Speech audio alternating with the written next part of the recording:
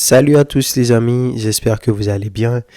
Bienvenue dans cette nouvelle vidéo. Victoire du FC Barcelone aujourd'hui, victoire 3-0 grâce à un doublé de Robert Lewandowski. Le Barça qui devait gagner ce match après la victoire du Real de Madrid hier contre Villarreal 2-0. Donc le Barça qui passe à 24 points maintenant. Et Lewandowski qui passe à 10 buts. Un Robert Lewandowski qui reste quand même sur 5 buts en 2 matchs. Il avait marqué un doublé contre Young Boys mardi dernier. Aujourd'hui, il a marqué un triplé. Un Robert Lewandowski qui est sur un petit nuage. Un Robert Lewandowski qui est heureux en ce moment. Qui est dans une nouvelle équipe beaucoup plus joueuse avec un Rafinha excellent. Un Lamine Yamal excellent. Et un Hansi Flick qui le fait confiance, qui le met dans des meilleures conditions.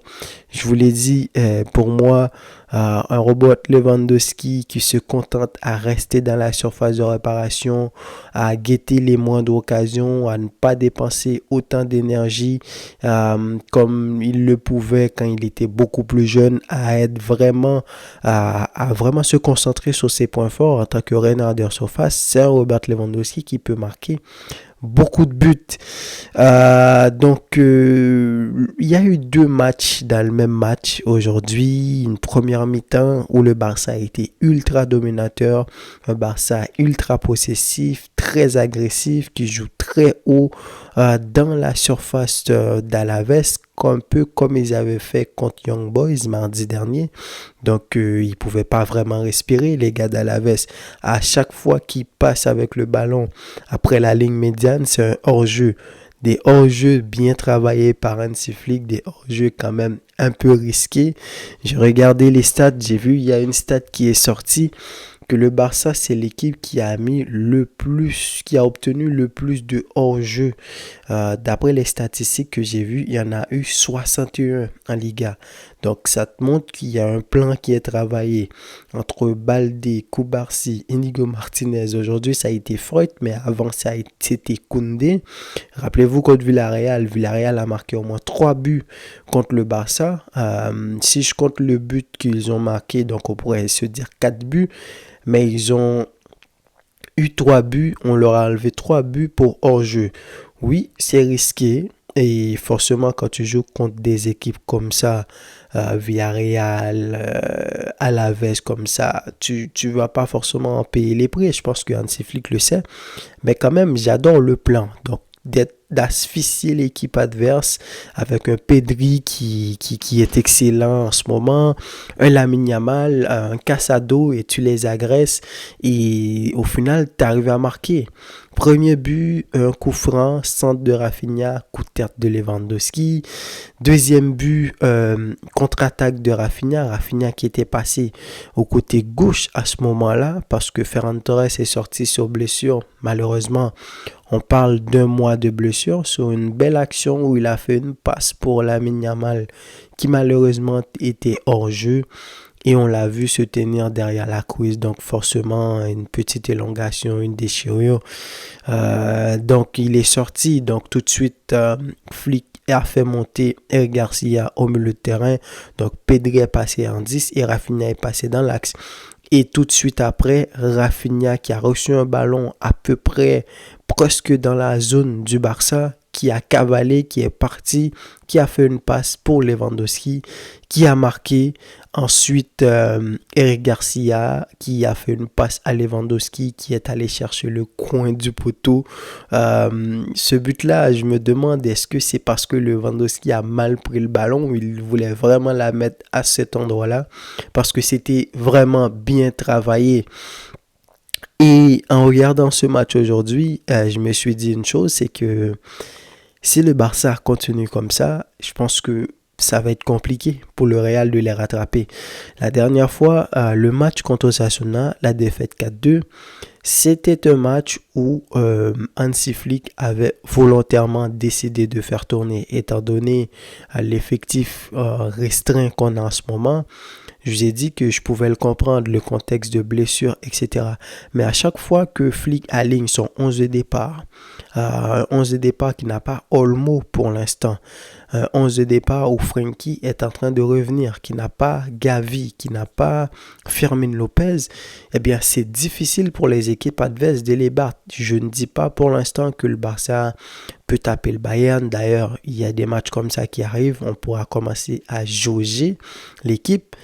Mais en Liga, là, ce que je vois, ça va être compliqué parce que les petites équipes, c'est ces matchs-là, quand tu joues contre les petites équipes comme Alaves, qui te font gagner la Liga. Tu peux perdre un match contre le Real, faire un match nul avec eux. Si tu continues dans la régularité à gagner les petits matchs que tu vas affronter, les équipes que tu vas affronter, c'est comme ça que tu vas gagner la Liga. Aujourd'hui, à l'extérieur, tu gagnes 3-0. À la mi-temps, le match était plié. Et je vous rappelle qu'à l'Aves, la saison dernière, pendant les 2 matchs, le Barça a galéré. D'ailleurs, le premier match, victoire 2-1, Samuel avait marqué très tôt dans le match. Première minute de jeu, le Barça a encaissé un but. Deuxième match, le Barça menait 2-0. Un petit moment de relâchement. Samu a encore marqué. Et ce même Samu-là, s'il avait été clinique, s'il avait été efficace devant le but, le Barça aurait pu encaisser 2-3 buts.